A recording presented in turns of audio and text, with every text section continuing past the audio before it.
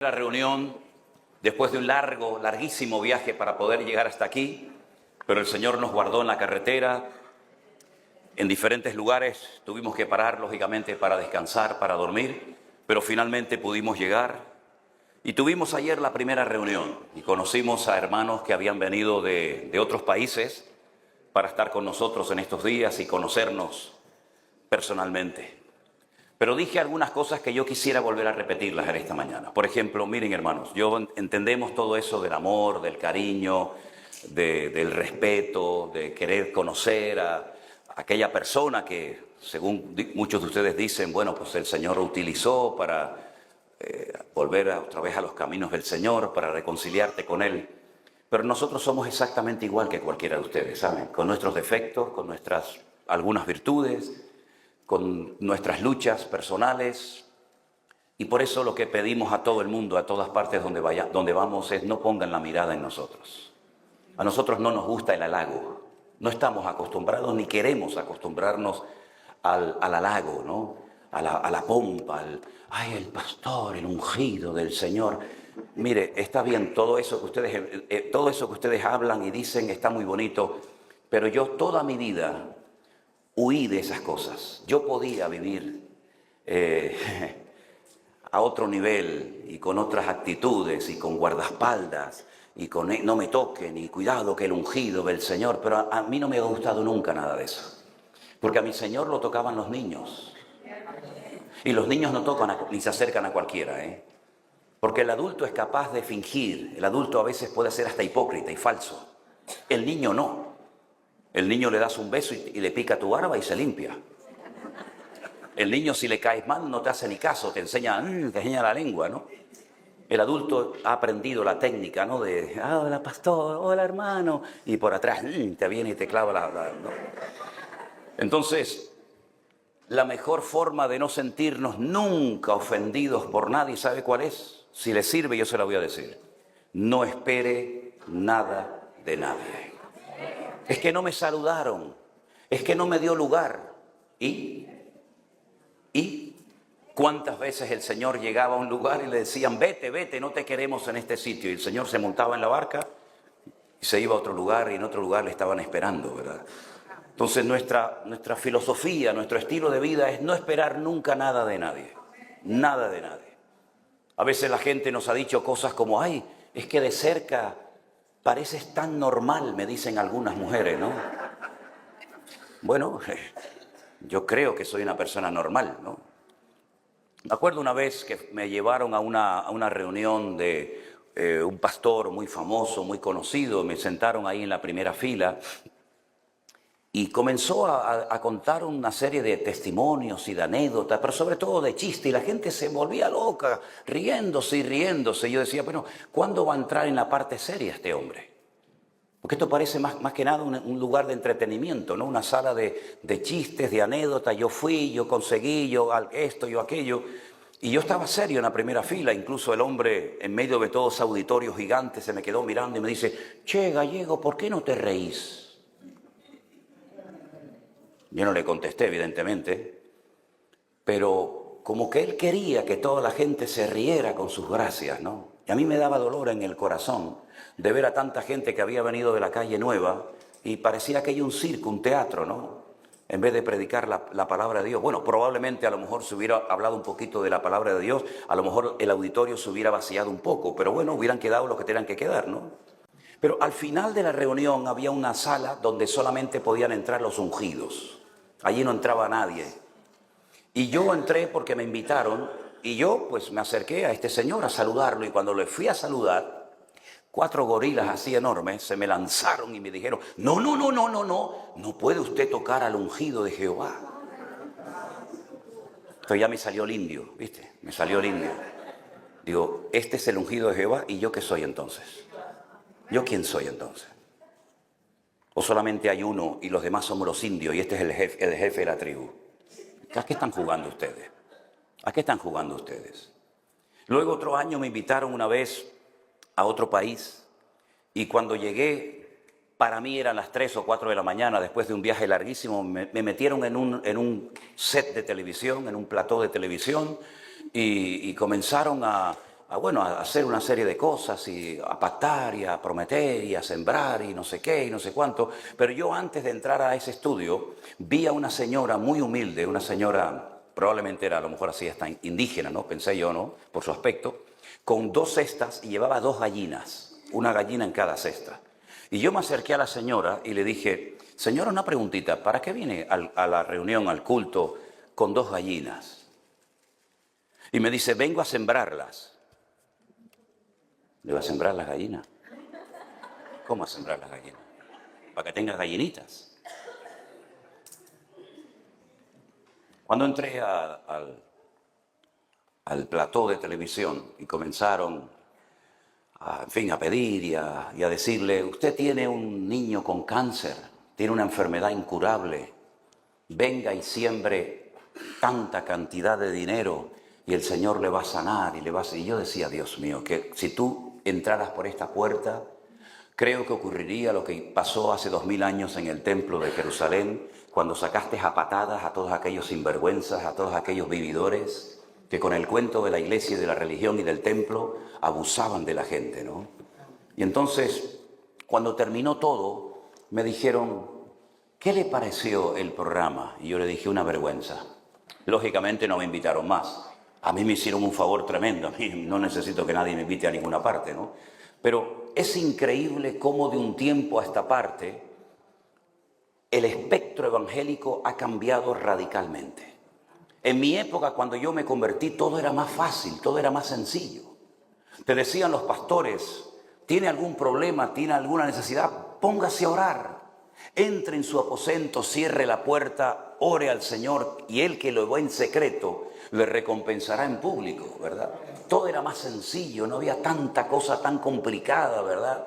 Ahora hay que hacer esto, ahora hay que hacer lo otro, hay que pactar y si tengo un problema, cuidado porque puede ser una maldición que usted esté heredando.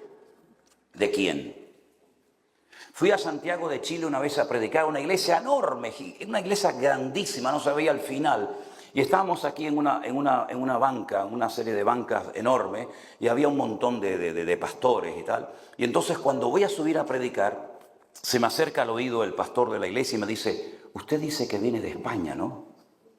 Digo, sí, yo vengo de las Islas Canarias, vivo a 2500 kilómetros de España, pero son islas pequeñitas que pertenecen a España. ¿Por qué?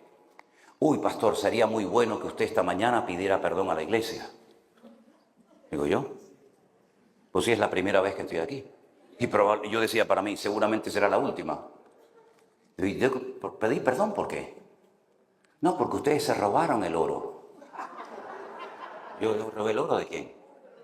No, y violaron a las mujeres. Y le daban espejitos a cambio de collares. Y digo, ¿yo qué tengo que ver con esa vaina? ¿Qué tengo que ver con eso? No, pero pastor, sería bueno porque en la congregación hay muchas heridas. Pucha, pues entonces sería mejor que me pidieran perdón ellos a mí, si están heridos conmigo. Bueno, está bien, yo lo hice en obediencia total para agradar al hombre, tenerlo contento. Yo subí allí y digo, bueno, hermano, vengo de España antes de predicar la palabra. Quiero pedir perdón por lo que los españoles hicieron hace 20.000 años aquí en América, que se llevaron el oro, los barcos, la plata, no sé qué, no sé cuánto. Uy, ¿para qué fue aquello? En mi vida he visto un mover de Dios tan espectacular. O de la carne, vete tú a saber. Empezó la gente a levantarse llorando, venían a la plataforma, me abrazaban. Pastor, hoy se ha sanado mi corazón. Hoy se han roto las cadenas de mi vida. Y yo decía, han estado 500 años esta gente con estas heridas. ¿Y qué han estado predicando? Y cuando participaban del pan y del vino, ¿cómo podían hacerlo si tenían heridas en su corazón contra gente que dice que les robaron el oro y la plata? Es increíble ver la cantidad de barbaridades y de cosas totalmente antibíblicas que han entrado a saco con toda la fuerza en las congregaciones y muchos se las han creído. Muchos se las han creído. ¿Se acuerdan anoche cuando les hablaba de aquel ciego que le faltaba el globo ocular, que tenía la cuenca de los ojos vacía? Y entonces los discípulos, al ver semejante espectáculo, que dicho sea de paso, en Israel una vez en la puerta de Damasco vi una vez a un hombre que tenía la cuenca vacía, no tenía globo ocular. Y le dijeron, Señor, ¿quién pecó? Porque esto no es normal que una persona pueda nacer de esta manera, ¿no? Pecó él tal vez, pecaron sus padres. Y el Señor rompió, ¿verdad?, aquella actitud incorrecta y les dijo, ni su padre pecó, ni él pecó, sino que este nació así, para que la gloria de Dios se pueda manifestar en él. Para que vean que no hay imposible para Dios. Entonces hay gente que vive con temor. Me acuerdo una vez predicando hace muchos años en una iglesia también de Alicante, el pastor me dice, sería bueno que hicieras un llamamiento, que todos pasaran adelante y que oraras por cada uno de ellos. Yo decía, no voy a terminar aquí nunca, ¿no? Pero bueno, empecé a orar y yo le preguntaba, hermano, ¿usted por qué quiere que ore por usted? Y usted, y todos decían lo mismo. Entonces me subí al púlpito y digo, siéntense otra vez todos, voy a volver a predicarles la palabra. Todos decían, porque estamos bajo maldición, porque estamos bajo maldición. Y yo decía, ¿la maldición de quién? No, que mi abuelo fue un alcohólico, no, que mi tía fue una bruja y que mi bisabuelo fue no sé qué. Y le digo, pero escuchen la Biblia. Ustedes lo han escuchado en la Biblia que dice que el Señor arrancaría de raíz ese refrán que se había extendido como pólvora en Israel, que decía, los padres comieron las uvas y los hijos tuvieron la dentera en los dientes. Son inventos que ustedes se sacaron no sé de dónde, pero el padre no llevará los pecados del hijo, ni los hijos llevarán los pecados de los padres, sino que el alma que pecare, esa es la que morirá. Y entonces me sacaban el famoso texto mutilado y manipulado, donde me decían, no pastor, pero la Biblia dice que Dios visita la maldad de los padres sobre los hijos hasta la tercera y hasta la cuarta generación. Y yo le decía a esa gente, siga. ¿Cómo que siga? Siga, está mutilando el texto, hermano. Dios visita la maldad de los padres sobre los hijos, es verdad, hasta la tercera y cuarta generación de los que me aborrecen. ¿Usted aborrece a Dios? ¿Su nombre está escrito en el libro de la vida? ¿Usted ha nacido de nuevo? ¿Usted ha sido redimido por la sangre de Jesucristo? ¿Usted forma parte del cuerpo de Cristo? ¿Sí o no? Sí. Entonces, ¿qué me está hablando? Yo no aborrezco al Señor. ¿Por qué no se aprende en el texto que dice sobre 1000 generaciones será bendita la generación del justo? ¿Por qué se quedan con un texto que encima lo cortan, encima lo mutilan? Y le hacen creer a la gente que cuando usted no tiene un buen trabajo, o su marido se ha ido con otra, o su hijo ha caído en las drogas, o usted está enfermo y no se cura a pesar de que ha orado y tiene fe y lo han ungido, etcétera, etcétera, es porque a lo mejor está en pecado, a lo mejor no tiene fe, o tal vez es el castigo de la herencia espiritual de sus antepasados. ¿De dónde sale eso, hermano? Cuando la palabra de Dios dice en Gálatas que Cristo se hizo maldición por nosotros para que heredásemos bendición. Es verdad que hay maldiciones y consecuencias del pecado que a veces los hijos y los nietos heredan. Pero la conversión, el nuevo nacimiento, hace que las cosas viejas pasen y aquí todo es hecho nuevo. Y no podemos vivir bajo la teología del miedo. Incluso voy más allá. Iglesias que hacen cultos de liberación para cristianos. Y siempre liberan a los mismos. Culto de liberación los miércoles por la tarde. La iglesia son 40 o 50 personas. Ok, oran, liberan a todos. La semana que viene, otra vez culto de liberación. Todos son los mismos. Entonces, salieron y entraron, salieron y entraron, salieron y entraron. Y nunca son libres, como un círculo vicioso, ¿no? Incluso algunos dicen, no, pero tiene que pactar, tiene que ofrendar, tiene que dar dinero para romper este yugo sobre su vida. Y todo eso ha calado en la vida de muchas congregaciones. Y lo peor de todo es que hay pastores que predican esto y la gente se lo cree. Porque se ha producido un distanciamiento del libro, de la palabra de Dios. Y la gente se atreve a decir amén a cualquier cosa. ¿Por qué? Porque lo dijo el pastor. Como si el pastor fuera el dueño de la iglesia, como si el pastor fuera Dios. Y todo lo que el pastor dice, aunque sea el mayor disparate del mundo, como lo dijo el siervo del Señor, hay que decir amén. Y como hay algunos que les gusta que la gente les halague y que les tengan en una consideración excesiva, pues son capaces de enseñar esas cosas para que la gente no se vaya. Porque cuanto más gente tengan en la iglesia, son más diezmos y más ofrendas. Y si predicas claramente la palabra, algunos se pueden sentir ofendidos y entonces baja la economía de tu bolsillo. Y la iglesia del Señor no puede depender de si la gente da o no da, porque el justo por la fe vivirá. Eso dice la palabra del Señor. Hay un pasaje en el Antiguo Testamento extraordinario que muchos lo utilizan o lo mal utilizan para justificar lo que estoy tratando de compartir en esta mañana. Dice la Biblia que cuando Noé salió del arca después de 1 año y pico largo, se emborrachó. Claro, llevaba 1 año sin beber nada de alcohol y el hombre plantó una viña y usted sabe que cuando usted pisa la uva no hay que meterle el alcohol ya lo lleva adentro. Y en la Biblia, cuando la Biblia habla de vino, es vino. Déjense de cuento. El vino es vino. No es vino sin alcohol, eso es mentira. El vino sin alcohol no existe. El vino sin alcohol es un proceso químico que el hombre inventó para extraerle el alcohol o por envasado al vacío. Si usted pisa uvas y las deja allí, eso sí o sí fermenta y tiene vino. Y la Biblia dice que Noé se emborrachó. Uno de sus hijos, Can, dice que se rió, se burló de él y fue a sus hermanos con el cuento, con el chisme. Y entonces sus hermanos dice que caminando de espalda lo cubrieron para no avergonzar a su padre. Cuando su padre le pasan los efectos del alcohol, la palabra del Señor nos dice que él maldice a alguien que no existía. Él no maldijo a Can, él maldijo a Canaán, maldito sea Canaán. Y Canaán no existía, Canaán era el hijo, sería el hijo que en el futuro tendría Can. Los 3 hijos de Noé fueron Sem, Can y Jafet. Y Canaán es el nieto de Noé, hijo de Can. Y aún no había nacido, pero ya lo maldijo. Y es interesante notar que cuando el Señor decide trasladar, sacar de la esclavitud de Egipto a su pueblo Israel, ¿a dónde lo quiere llevar? A la tierra de Canaán. Y los cananeos estaban todos bajo aquella maldición que había proferido, que había lanzado tiempo atrás Noé, bajo los efectos del alcohol, cuando se le fueron.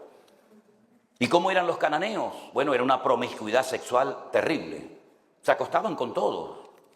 Todo esto de la zoofilia, todo esto de todas las depravaciones habidas y por haber, son de origen cananeo.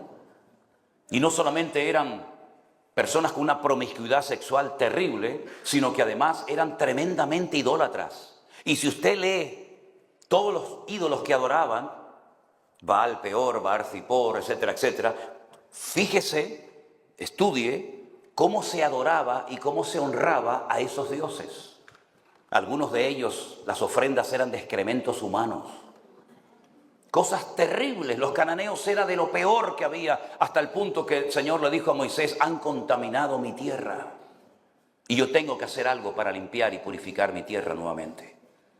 Y allí fue donde el Señor lleva a su pueblo para que su pueblo, que tiene que ser luz y tiene que marcar una diferencia, rompa definitivamente con ese estilo de vida, esa filosofía de vida, esas maldiciones, y marquen una diferencia.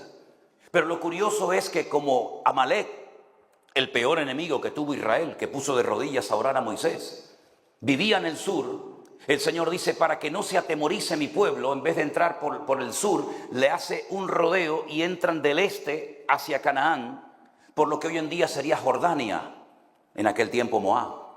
Y la palabra de Dios nos dice que cuando cruzan el río Jordán, antes de tomar posesión de la tierra, Josué manda 2 espías. No exploradores como mandó Moisés 40 años atrás, a cara descubierta para que vieran y disfrutaran del país, sino que ahora tienen que entrar ocultamente, secretamente en la ciudad amurallada de Jericó, como espías. Y entran en un burdel, entran en un lugar de prostitución. Y allí se ocultan y desde allí quieren ver los puntos débiles de la ciudad. Y conocen a una tal Rahab, que es la dueña de esa casa. Y es interesante notar cómo Rahab comienza a contarle cosas que habían ocurrido hacía 40 años. Hemos oído, le dice ella a los espías, cómo el Señor os sacó de Egipto.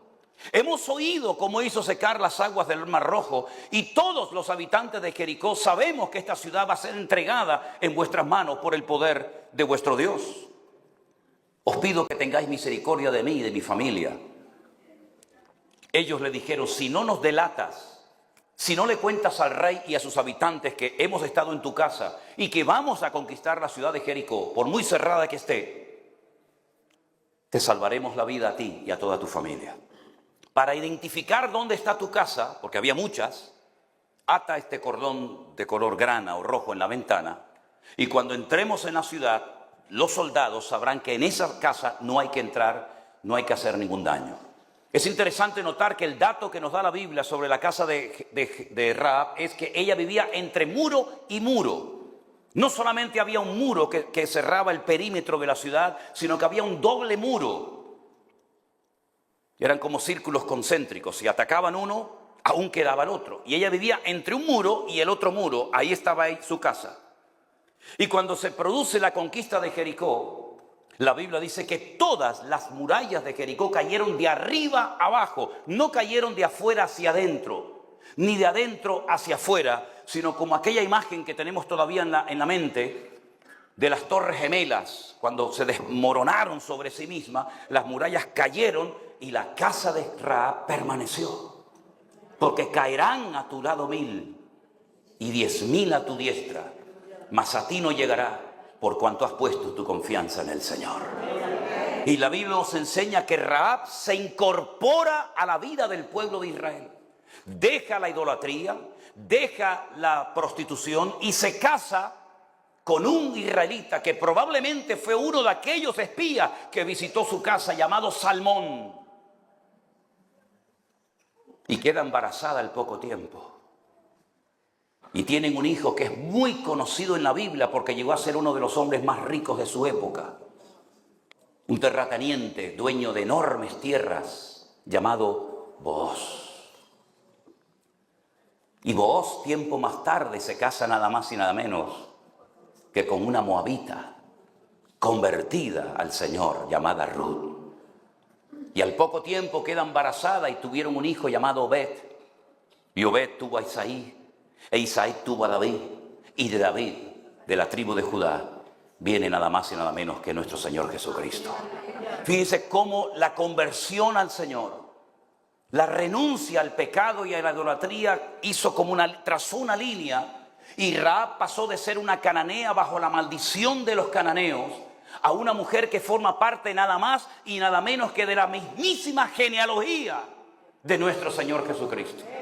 Si eso pasó antes de la muerte del Mesías, si eso ocurrió antes de que el velo del templo fuera rasgado y antes de que la sangre de Cristo fuera derramada, ¿cuánto más la sangre de Jesucristo cubrirá nuestros pecados, borrará nuestras iniquidades y podremos ir de gloria en gloria, de victoria en victoria y de triunfo en triunfo en el nombre del Señor? Así que si a usted le están enseñando que usted como cristiano todavía puede tener algún demonito por ahí suelto o alguna maldición, no haga caso. Salga corriendo de ese lugar donde se ha corrompido la sana doctrina y donde le están enseñando cosas que no tienen nada que ver con el verdadero evangelio del Señor Jesucristo. Hay gente que no sale de iglesias porque tienen miedo a perder el cargo, cuando el Señor lo que quiere es que tengamos carga por la obra de Dios, pasión por las almas. Pero hay gente que no sale por el cargo, porque si salen de ahí se quedan sin nada, porque su identidad no la tienen de Cristo, su identidad la tienen del cargo que le dieron, que el que te lo dio mañana te lo puede quitar. Hermanos queridos, cuando vamos a la palabra de Dios nos encontramos que Dios es el que levanta, Dios es el que respalda, Dios es el que apoya, Dios es el que bendice, no dependa del hombre. Hay pastores que no se atreven a predicar claramente la palabra de Dios porque la iglesia los echa, los bota, le dice que se vayan porque es muy duro su mensaje. Yo estoy seguro que hoy en día Cristo en muchas iglesias no lo invitarían a entrar. Totalmente convencido. Estoy seguro que en muchas congregaciones el Señor no sería bien recibido. Ya le pasó en su época, que incluso dice la Biblia que después de haber predicado la verdad y la palabra, sus discípulos le dijeron al Señor: Señor, hoy ha habido gente que se ha marchado ofendida de la reunión. Hay que corregir el fallo, ¿no? Llámenlos de nuevo, díganle que vengan, les vamos a pedir perdón a todos. Y a partir de ahora voy a bajar las exigencias del Evangelio para ser más famosos, más populares y tener mucha gente. ¿Hizo eso el Señor? El Señor más bien hizo todo lo contrario. Incluso les dio la opción a sus discípulos Si ustedes también se quieren marchar con ellos, aprovechen y váyanse también. Porque el Señor Jesucristo no se casaba con nadie, ¿me explico? El Señor Jesucristo vino a enseñar aquellas verdades ocultas que desde la eternidad habían estado ahí esperando su cumplimiento. Y cuando el Señor Jesucristo vino, enseñó verdades ocultas que pueden traer libertad a los oprimidos, vista a los ciegos y sanar a los quebrantados de corazón. Y esa fue la unción que él recibió. El Espíritu de Jehová, el Espíritu del Eterno Dios me ha ungido para dar libertad a los cautivos, para dar vista a los ciegos, para sacar, ¿verdad?, de las mazmorras de opresión espiritual a la gente, para que sean verdaderamente libres. Porque lo único que puede traer libertad a tu vida es conocer la verdad de Cristo. Él dijo, conoceréis la verdad. Tendrás intimidad con la verdad. Y la verdad en sí misma te hará libre. Y si alguien aquí en esta mañana, en esta reunión, o cuando escuchen este culto, te preguntas qué es la verdad, dónde está la verdad tiene nombre y se llama Cristo. Él dijo, yo soy el camino, no un camino, el camino. ¿Qué diferencia aquella muchacha endemoniada o tomada por espíritus engañadores que decía, estos son siervos del Dios Altísimo que os hablan de Dios y os enseñan un camino? Jesús no dijo, yo soy un camino, no hay otro camino, no hay Buda, no hay Mahoma, no hay Krishna, hay un solo camino, hay un solo nombre bajo el cielo dado a los hombres y se llama Jesucristo, el Hijo de Dios. Y ese camino nos lleva por la verdad y nos lleva a la vida, al corazón del Padre. Y no hay otro nombre, no hay otro nombre, ni otro fundamento más que Jesucristo, hombre. ¿Por qué ha entrado tanto temor en las iglesias hoy en día? Porque la verdad se ha mezclado con mentiras. Y no hay peor mentira que una verdad a medias. Y por una parte, la gente confía en Dios, pero todavía sigue habiendo creyentes que de vez en cuando leen el horóscopo a ver lo que les dice. Sí, ríanse. Y todavía hay algunos creyentes que juegan a los juegos de azar y a las loterías. Por si acaso el Señor me quiere bendecir, ¿verdad? Y todavía hay algunos creyentes que tienen miedo a tantas cosas, a las cuales tú le has dado ese poder y esa autoridad, pero no la tienen, pero tú se las has dado.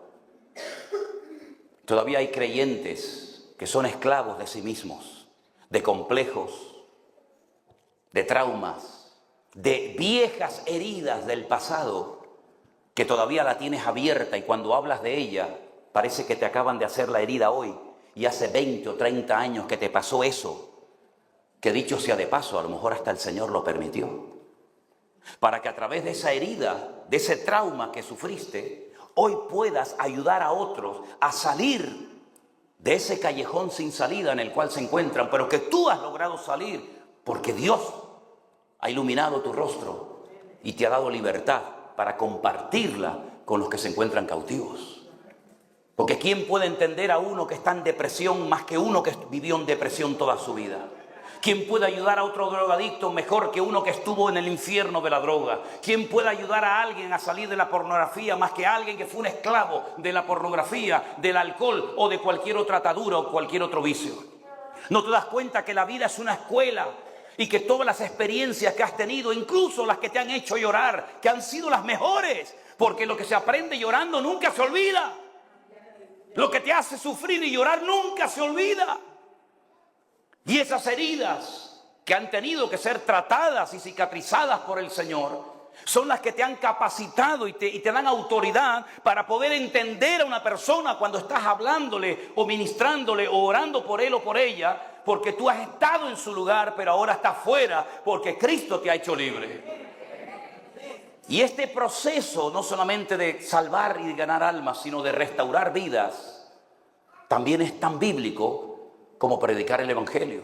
Dice la Biblia en Hechos capítulo 3, después de la sanidad tremenda que se produce cuando Pedro y Juan le dicen a aquel cojo de nacimiento, no tenemos ni plata ni oro, mas lo que tengo te doy, en el nombre de Jesucristo de Nazaret, levántate y anda. A raíz de ese milagro tremendo donde toda la gente queda impactada, él aprovecha la ocasión y dice, Teniendo asidos a Pedro y a Juan el cojo, que había sido sanado, todo el pueblo estaba atónito y concurrió a ellos al pórtico que se llama de Salomón.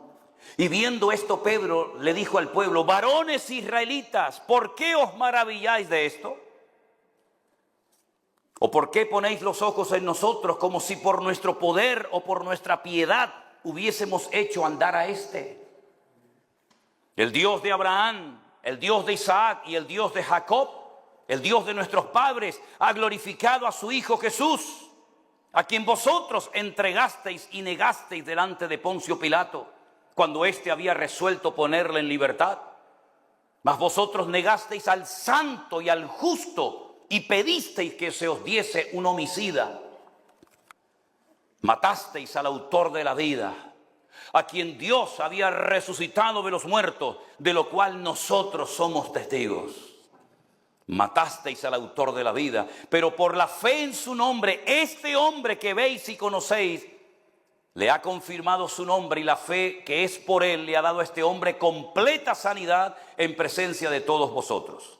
Ahora, hermanos, yo sé que por ignorancia lo habéis hecho, como también vuestros gobernantes. ¿Os dais cuenta las barbaridades que podemos predicar, practicar, creer o compartir por ignorancia?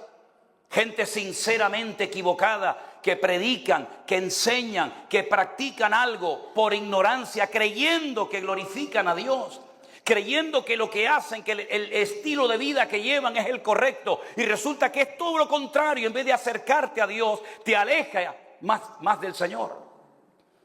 Pedro dice: todo esto que pasó en esta ciudad, cómo pedisteis a Poncio Pilato que os soltara a Barrabás, cómo crucificasteis al maestro, etcétera, etcétera. Todo esto yo estoy convencido que ustedes y los gobernantes, tanto políticos como religiosos, lo hicieron por la ignorancia, porque la ignorancia mata. La ignorancia es un veneno que mata la fe y la espiritualidad. La ignorancia es el terreno favorito del diablo, porque ahí se mueve como pez en el agua. Y todo esto lo hicisteis por ignorancia. Dice: pero Dios ha cumplido así lo que había anunciado por boca de todos los profetas, que su Cristo tenía que padecer. Amén, hermanos. Bueno, ya está, ya has aclarado, ya nos has dicho todo lo que hicimos mal, ya nos has dicho cómo el Padre resucitó al Hijo, pero ¿y ahora qué? ¿Ahora qué? Ahora viene la respuesta, la solución a vuestra ignorancia. Arrepentíos y convertíos para que sean borrados vuestros pecados y vengan de la presencia del Señor tiempos de refrigerio. ¿Por qué emplea estos dos términos? Arrepentíos y convertíos. ¿No es lo mismo arrepentirse que convertirse? No, no es lo mismo. Teóricamente debería de ser lo mismo. Pero hay gente que se arrepiente de lo que hicieron, pero no cambian. Les acusa la conciencia. Por ejemplo, Saúl. ¿Se acuerdan de Saúl? Saúl era un hombre que cuando veía que David lo podía haber matado, pero le salvó la vida, lloraba. Su conciencia era sacudida. Le caían las lágrimas del cocodrilo.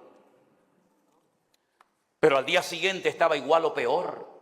Hay gente que se arrepiente porque lo descubrieron en el pecado, pero no cambian. En sus corazones, dentro de sí mismos, siguen siendo el mismo, exactamente el mismo o peor. Porque la Biblia dice: si oyereis hoy su voz, no endurezcáis vuestros corazones. Así que si el Señor te ha sacudido, te habla a través de la palabra o de lo que sea, no solamente tienes que sentirte mal y arrepentirte, sino cambiar de dirección, cambiar de rumbo y convertirte, pero convertirte no en un niño bueno, sino convertirte en un santo, en un varón de Dios, que ahora lo que quiere es agradar y honrar y servir al Señor. Eso es lo que le está diciendo Pedro a su audiencia. Arrepiéntanse, sí, siéntanse mal, claro que se tienen que sentir mal. ¿Cómo no se van a sentir mal después de haber matado al autor de la vida? ¿Cómo no se van a sentir mal después de haber rechazado al camino, a la verdad y a la vida y al Mesías verdadero? Claro que se tienen que sentir mal, pero eso no es suficiente, querido. Lo que tienen que hacer es ahora arrepentirse de verdad y cambiar de rumbo y de dirección y convertirse al Señor. Así como Él convirtió el agua en vino, y no tiene nada que ver un elemento con otro. Ustedes tienen que ser hoy, a partir de hoy, nuevas criaturas, personas completamente diferentes. En la misma casa, el mismo país, la misma ropa, pero espiritualmente transformado, cambiado de demonio a hijo de Dios, de lobo a cordero. Y entonces, cuando eso ocurra en vuestras vidas, un genuino arrepentimiento y una genuina conversión, vendrán de la presencia del Señor, escuche bien, tiempos de refrigerio. No vas a seguir con esa pesadez, con ese cansancio permanente, con esa insatisfacción permanente, que nunca te gozas de nada. Cuando estabas en tu país no te gozabas allí, y cuando te trajo Dios aquí tampoco te gozas aquí. No estás ni allí ni estás aquí. Y cuando llueve te quejas, y cuando sale el sol te quejas, y cuando gobierna uno te quejas, y cuando gobierna otro te quejas, y continuamente una insatisfacción, una falta de refrigerio espiritual a tu alma, siempre cansado, siempre quejándote. Cuando no es el diablo es el pastor, cuando no es el pastor es la iglesia, cuando no es la iglesia es Dios, cuando no es Dios es el hermano que no me entiende, o mi marido que no me entiende, o mis hijos que no. Y siempre todos son los culpables menos tú. Siempre proyectando en los demás. Ay, si yo me hubiera casado con aquel sí que yo hubiera sido feliz, no con el tarado este. Claro. Ay, si yo me hubiera casado con aquella muchacha, de verdad, pero me casé con esta y menuda cruz me ha tocado. O si yo hubiera tenido otro trabajo, o si yo hubiera, sí, siempre si yo hubiera, déjate de excusas y ponte los pantalones largos, querido. Siempre echándole la culpa. Te puedes cambiar de país, pero si tú no cambias por dentro, serás el mismo desgraciado aquí, en Japón, en Argentina, en México, en Perú o a donde quiera que vayas. Te puedes cambiar el color de pelo, te puedes cambiar de sexo, te puedes cambiar de quiera. Lo que tienes que cambiar es tu corazón, mi querido hermano. Pero Dios no se mete donde no lo llaman. Por eso hay gente que no cambia. Da igual la iglesia que vayan, ¿eh? Hay gente que ha recorrido todas las iglesias de la ciudad. Siempre los demás tienen los problemas. No digo que no haya algunas razones, ¿no? Pero cuando tú siempre estás viendo los defectos en los demás y nunca los tuyos, tú tienes un problema. Tú tienes un grave problema. Por eso hay gente que, no sé aquí en Holanda, porque ustedes están a lo mejor en otro nivel espiritual, diferente al nuestro en España, pero en España ha proliferado mucho que cuando una persona no se adapta a esta, a la otra, porque aquí canta muy fuerte, aquí canta muy bajo, aquí grita mucho, aquí no se mueve el espíritu, allí se mueve demasiado el espíritu, cuando ya no se adaptan a ningún lado, se hacen pastores. Se hacen pastores. Alquilan un local, compran 20 sillas, ponen catapum chimpum, vida nueva, vida vieja, vida renovada, el vino que va, el vino que viene, yo qué sé el nombre que le quieran poner, se pone la chaqueta, la corbata y ahora es pastor. Ahora eres pastor. Y ese es el juego del mundo evangélico, donde hay un montón de chiringuitos, como llamamos nosotros, un montón de iglesitas, una aquí, una allá, una por acá, una por allá, pero esta salió de esta salió de la otra, aquí está el tío, aquí está el primo, aquí está el sobrino, aquí está el cuñado, y el diablo dice, déjalos que sigan jugando, déjalos que sigan jugando, mientras tanto yo estoy haciendo mi obra, y mientras tanto yo estoy ocupando el terreno que estos que no saben ni lo que son, ni para lo que están en este mundo, a lo que se están dedicando. El tiempo de refrigerio del Señor es tan bíblico como la salvación de tu alma. Pero no vendrá refrigerio ni calma a tu corazón si no hay un genuino arrepentimiento y un verdadero cambio en tu corazón. Y hay creyentes que se engañan a sí mismos.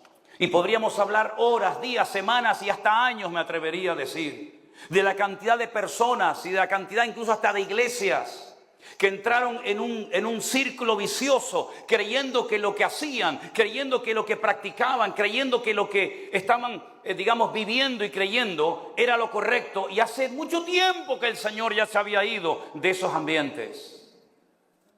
¿Se acuerdan ustedes de la iglesia de Corinto?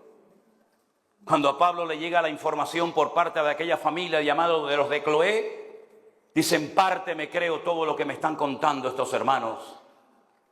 Tantas lenguas, tantos dones, tanto Espíritu Santo.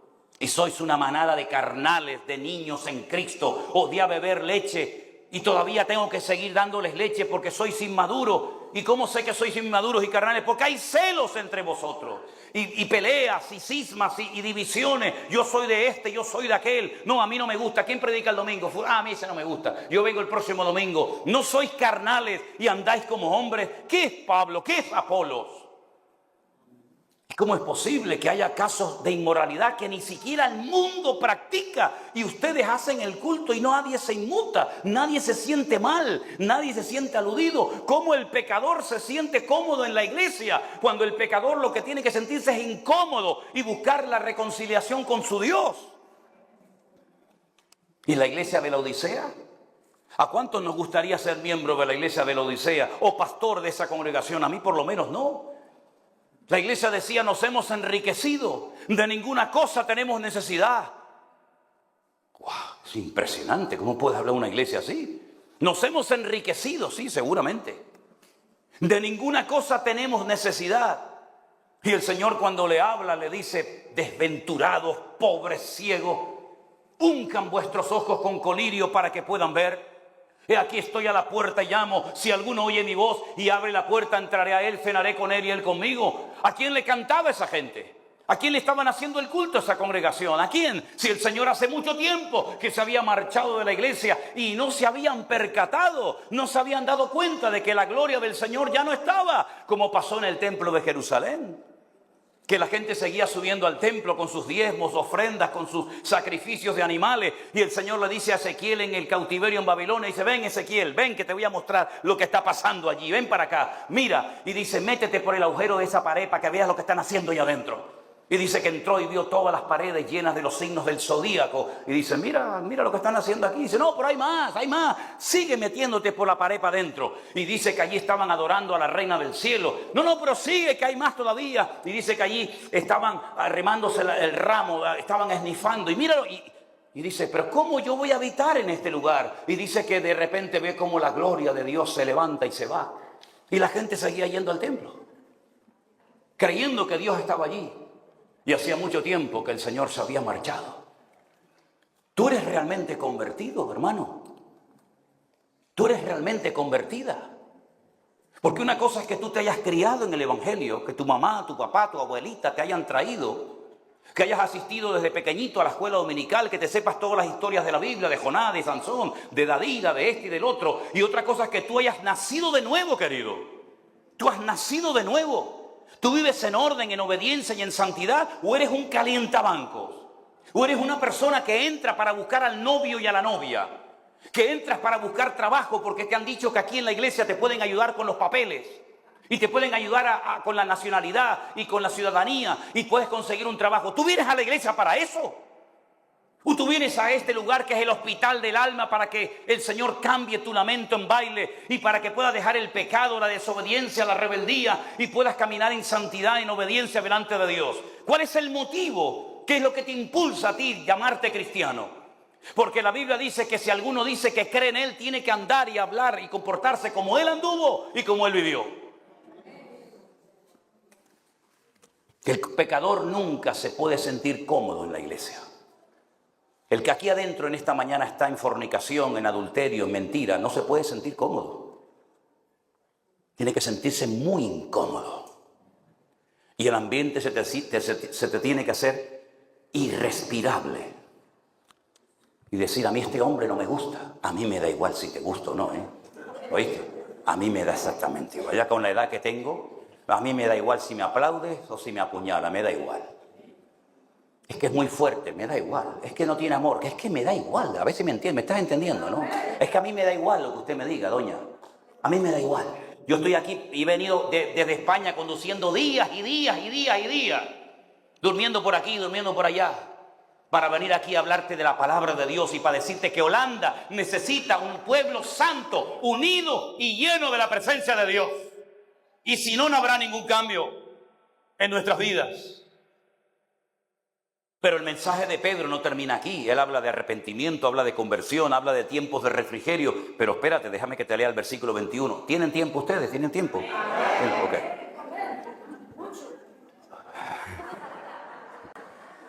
Dice, a quien de cierto es necesario que el cielo reciba hasta...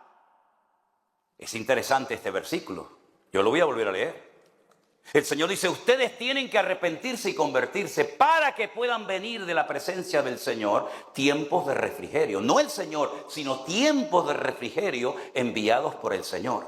Porque el cielo tiene que recibir o retener al Señor hasta los tiempos de la restauración de todas las cosas, de la cual habló Dios por boca de sus santos profetas desde el tiempo antiguo. Ay, amigo, ahora entendemos por qué el Señor todavía no ha venido. Porque el Señor le está dando tiempo a la iglesia para que se restaure en todas las áreas de la vida. Y hay tantas cosas que tienen que ser restauradas entre nosotros. ¿Cuántos problemas y divisiones y peleas absurdas y ridículas se podían haber evitado en las congregaciones si hubiera habido más amor y menos protagonismo? Dios tiene que restaurar la santidad en la iglesia. Esa es una asignatura pendiente para mucha gente.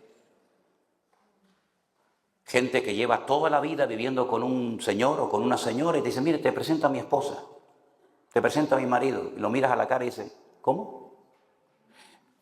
Bueno, pastor, aún no estamos casados. Pero el Señor sabe todo, me dice. Digo, sí, el Señor y yo también lo sé todo. Pero queremos servir al Señor. Y yo les digo, ¿a quién? ¿A qué Señor? ¿Al señor García? ¿Al señor Hernández? Porque si usted quiere servir al Señor, primeramente tendrá que predicarse a sí mismo antes de subirse a una plataforma y decirle a los demás cómo tienen que vivir cuando usted no sabe ni cómo tiene que vivir. Entonces tendrá primeramente que casarse. No, pero estamos casados delante de Dios. Oh. Una preguntita, ¿usted cuando viaja por ahí por el mundo lleva pasaporte o alguna cédula? Sí, claro, pastor, yo llevo... lleva pasaporte. Y cuando sale a la carretera, si lo para la policía y le dice, ¿me puede entregar la documentación del vehículo? ¿Usted lleva documentación? Sí, claro. ¿Y lleva el seguro al día? Y no sé cómo se llama aquí, pero la ITV pasada, la revisión del vehículo. Y cuando se compra una casa, ¿tiene escrituras o la compró porque Jehová es mi pastor y nada me faltará? ¿Tiene escrituras? No tengo las escrituras, pastor. Ah, qué bueno. ¿Y por qué cuando usted quiere demostrar que está casado, por qué no puede demostrarlo con papeles, hermana? Ay, pastor, tengo una cita muy importante, tengo que marcharme, que dejé los niños solos en casa. Vaya a atender a los niños, hermanita. Vaya a atender a los niños. Vaya a atender a los niños. Y dígale que su mamá está viviendo en desorden, pero que tienen que ir al culto y portarse bien en la iglesia. Esa es la realidad de la iglesia evangélica. ¿O estoy diciendo mentira? Entonces, mis queridos hermanos, ¿cómo el Islam no se va a estar comiendo Europa? Si ellos saben lo que quieren y cómo conseguirlo. ¿Cómo no se van a estar cerrando iglesias por Inglaterra, Alemania, Holanda, Finlandia, Noruega y todas partes del mundo y convirtiéndose en mezquitas musulmanas? Cuando esta gente ora 5 veces al día y ayunan 40 días seguidos en el mes del Ramadán y son capaces de dar su vida por una causa que según ellos creen que es la correcta. Cuando hay creyentes que no dan su vida por el Señor porque están demasiado ocupados en sus propias vidas. Entonces, ¿de qué nos sorprendemos, mis queridos hermanos? ¿Os dais cuenta cómo la iglesia, al no influenciar en el mundo se ha metido en la iglesia? Se celebró hace años un campamento, un congreso para jóvenes y había diferentes talleres. Uno de ellos era taller de tatuajes cristianos. ¡Oh, qué lindo! ¡Qué bonito! Se ponían el pescadito y dentro ponían Jesús. ¡Oh! Y las parejitas se ponían, como dicen en español, yo soy de mi amado y mi amado es mío. ¡Oh, qué bonito los tatuajes cristianos! El mismo perro con distinto collar.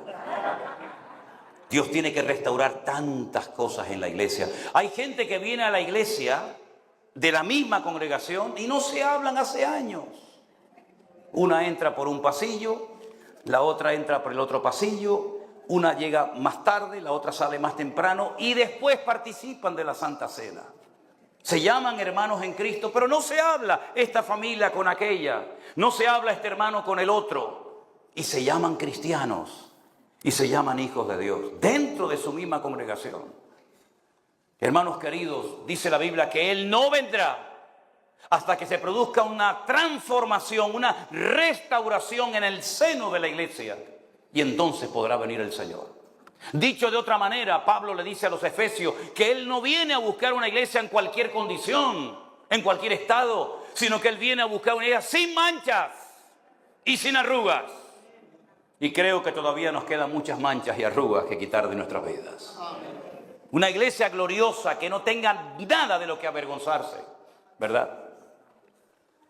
Y entonces cuando vendrá el Señor a buscar a su novia, cuando se haya preparado adecuadamente, entonces ya es tiempo de dejar de jugar no sé a qué y pedirle al Señor que verdaderamente transforme nuestra vida. Pero ojo, Él la va a transformar y va a ser una obra preciosa en tu matrimonio, en tu vida, cuando tú le permitas que lo haga. Y quiero terminar diciendo algo. Si usted en su matrimonio es un desastre su casa y usted pretende servir al Señor, empiece primero poniendo su casa en orden antes de querer servir al Señor o de ser pastor o de ser instrumento en las manos del Señor. Porque cuando usted lee la lista de los requisitos para diácono, la lista de los requisitos para ser pastor, una de las cosas principales que menciona es que tenga su hogar en orden, en santidad, en obediencia, ¿verdad? Sus hijos en sujeción, etcétera, etcétera. Puesto que el que no sabe gobernar su casa, ¿cómo va a poder gobernar y dirigir y presidir la casa del Señor? ¿No es tiempo de que el juicio empiece por la casa de Dios, dice la Biblia? ¿Sí o no? Pues que cada uno en esta mañana se examine a sí mismo. Y si usted al culto de más tarde o de mañana no quiere venir, no pasa nada. No se preocupe, yo no me voy a ofender, ¿vio? Pero yo les he predicado claro la palabra de Dios en esta mañana, para que cuando usted salga por esa puerta, si nos volvemos a ver, o a lo mejor nunca más, usted sepa que vino un hombre de lejanas tierras, como los magos de Oriente, a predicarle la palabra de Dios. Y no quiero oro, ni incienso, ni mirra, pero lo que quiero es que se postren delante del Señor en genuina adoración y que usted verdaderamente pueda decir: yo me he convertido hoy aquí de verdad a mi Señor. ¿Cuántos dicen amén? Cierre sus ojos, por favor. Aleluya. Que el Señor les bendiga. Gracias por haber estado con nosotros. Recuerden, mañana la siguiente reunión es a las 9 de la mañana. Por favor, no se vayan sin saludarse y darse a conocer los unos a los otros. Que el Señor les bendiga. Están despedidos en el nombre del Señor. Fuerte ese aplauso para nuestro Dios. Saluda a su hermano.